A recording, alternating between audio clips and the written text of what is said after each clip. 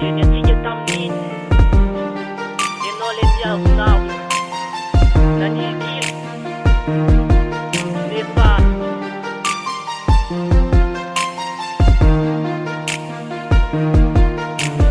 tsika roa efa tsy anjaraka alohan'olona ny fo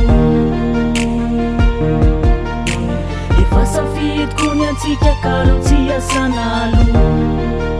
oyey tsika roa efa tsy anjaraka alohan'olona ny fo efa safidiko ny antsika kalo tsy asana alo oyey efa androany anao milaza fa manena ka tsy anilikilikintsony hoe natsapadiso ka tsy ameriny intsony nefa miala tsiny fa ny foko efa tsy any sanatria amerina ny fony sanatria sady saiko efa tsy any kampironony ny fonona sipa satria anao misisika foana fa tsy hoe mahita nako efa stara de zay vao midodododo hoe iverina fa zange mbola stare tsika roa efa tsy anjaraka alohan'olona ny fo efa safidiko ny antsika kalo tsy asana alo oyey tsika roa efa tsy anjaraka alohan'olona ny fo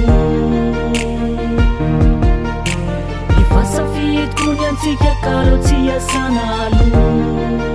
oyey taloha anao mba nitiaviko nefa tsy niraraha taty aoriny anao nanena midongo lasa vatiko efa ampia re ilikilika nataonao tam'ireny ka aleko ndray mampifilasady zako tsy zazakely aleko miala aleko mitady ny hafa satria antsika roa de efa voasoratra fa tsy ho tafa de goodbye na veloma mindana mitady bandiafa fa ny atiko de efa tsy mila satria de efa voafafa tsika roa efa tsy anjaraka alohan'olona ny fo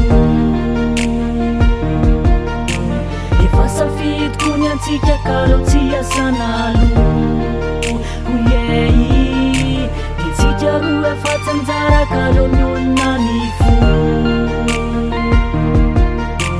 efa safidiko ny antsika kalo tsy asana alo